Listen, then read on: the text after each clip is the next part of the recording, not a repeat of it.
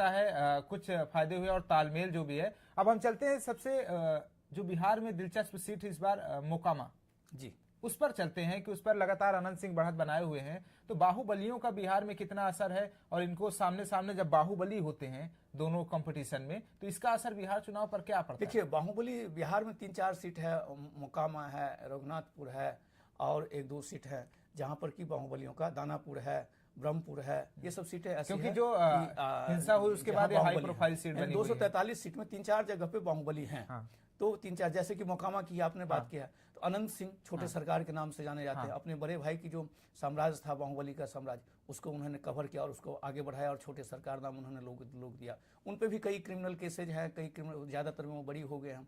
उनके अपोजिट वो जो खुद ही चुनाव लड़ रहे हैं जेडीयू के टिकट से, उनके विरोध में आरजेडी से सूरज भान जो बाहुबली है, उनकी पत्नी है वीणा देवी है। तो दोनों बाहुबली का टक्कर है, तो दोनों बाहुबली का टक्कर है। इसी बीच में एक सीमांचल की 24 सीट में से 13 सीटों पर एनडीए आगे चल रही है।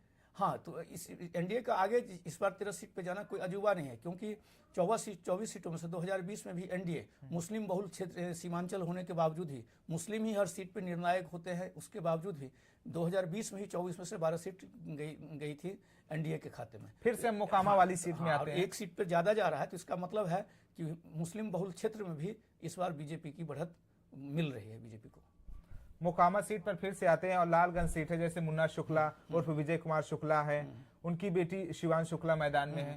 तो इन बाहुबलियों में लड़ाकर क्या आपको लग रहा है कि ये क्या पार्टी का खेल है, या कि वहां पर जिसका वर्चस्व उन्हीं को लड़ा दिया, भारी का टक्कर दे रहे हैं दोनों? नहीं, जो आप लालगंज की बात कर रहे हैं, हाँ। तो उसमें मुन्ना शुक्ला की बेटी हैं, मुन्ना शुक्ला की बेटी हैं, हाँ। जो चुनाव लड़ रही हैं, संगीता शुक्ला। हाँ। तो और मुन्ना शुक्ला जो है ब्रिज बिहारी प्रसाद जो लीडर थे और वो भी बाहुबली ही थे, तो उनकी हत्या में उनको जो है सजा मिली हुई थी और उस केस में नाम आया था। तो ऐसे में उन्होंने अपनी बेटी को चुनाव लड़ाया और बेटी काफी शिक्षित है और मुद्दे उठे हैं, और वहां पर भी जो है आमने सामने की टक्कर है, दो ताकतवर, दो मसल्स मैन की जो है ताकत है। तो देखते हैं कि इस बार जो है मुन्ना शुक्ला अपनी बेटी को जितवा पाते हैं नहीं पाते हैं। अभी जो है उस सीट पे मामला जो है अभी क्लियर इंडिकेशन नहीं मिले हैं, थोड़ी देर में वो इंडिकेशन आ जाएगा तो सब कुछ साफ हो जाएगा कि अच्छा, आप बिहार की जमीन और चुनाव को बहुत अच्छे तरीके से परखते हैं, तो एक मेरा सवाल है कि जो बाहुबली होते हैं, इनको क्या उतार करके पार्टी जनता के बीच में डर पैदा करना चाहती है कि वोट इन्हीं को देना, ये खतरनाक है, ये बाहुबली हैं? तो क्या कुछ जनता पे असर पड़ता है, या ऐसे ही केवल टिकट पर उतार दिया जाता है, उनको पार्टी को ऐसा रहता है कि जीत सकते हैं, या इनका वर्चस्व रहता है, या सच में जनता के बीच ये विकास करते हैं? देखिए, बाहुबली का एक चीज को इस मामले में बाहुबली के संदर्भ में और जो इस मामले में एक चीज समझना है कि बिहार में बाहुबली का प्रभाव कोई ऐसा नहीं कि हर इलाके में है। 2-4 सीट हैं, 2-4 क्षेत्र हैं जहां पर एक परिवार की ही बाहुबली हमेशा से दशकों से आ रहा है और वही लोग अपना चला रहे हैं। तो ऐसे में उस बाहुबली का देखेंगे तो ऐसा नहीं कि वो बाहुबली जमीन पे, जिस जमीन पे बहुत मीडिया में इसे कवर नहीं होते, जमीन पे लोगों का बहुत ज्यादा वो शोषण नहीं करते हैं या दबाते नहीं हैं। उनका यह है कि पावर मेरे हाथ में रहे और मैं जो कहूं वो चीज एक तरह से मोटे तौर पे लोग माने, या सरकार और शासन और प्रशासन उस बात को माने। और जब ऐसा नहीं होता है, उनके बाद राह में कोई रोड़ा बनता है तो वहां करते हैं। वैसे आप कहेंगे कि दिल्ली दखल में एक आम लुटेरे डकैत और उसके जो है शूटर की तरह वो किसी को लूटते हैं, आम लोगों को परेशान करते हैं, ऐसा कुछ नहीं है। इसलिए आप देखते होंगे कि चुनाव होता है, बाहुबली इतना चर्चा होता है, देश विदेश में बाहुबली छा जाता है। चुनाव आयोग के रुझानों में एनडीए स्पष्ट बहुमत पार कर चुकी है अभी, और महागठबंधन लगातार नीचे जा रहा है। वारिसलीगंज सीट है जो आरजेडी की अनीता देवी बनाम बीजेपी की अरुण देवी, दोनों बाहुबली की पत्नी है। तो इस पर जनता भी सोच रही है किसको वोट दें।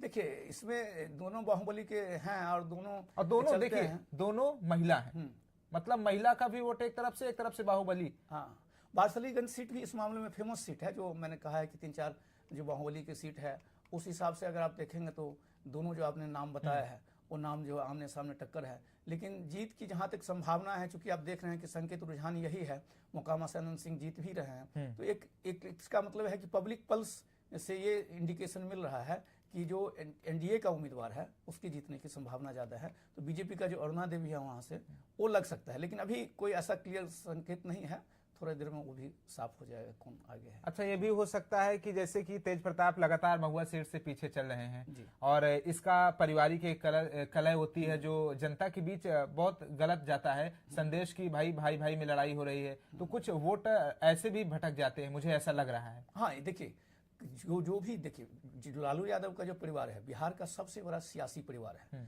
सबसे प्यार सियासी परिवार, लालू यादव के 2 बेटे हैं, दोनों राजनीति में हैं। एक डिप्टी सीएम 2 बार रहे हैं और तेज प्रताप भी मंत्री रहे हैं।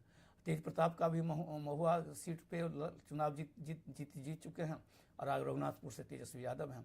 अब उनके परिवार में उत्तराधिकार की लड़ाई है।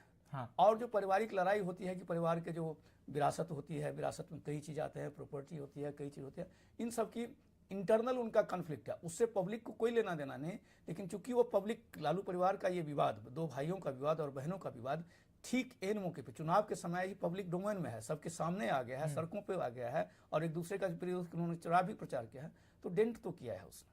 देखिए कल से कई वीडियो वायरल हो रहे हैं मोकामा में, जो बाहुबली हैं उनके यहाँ आनंद सिंह, उनके यहाँ रसगुल्ले बनने शुरू हो गए थे और कह सकते हैं कि इस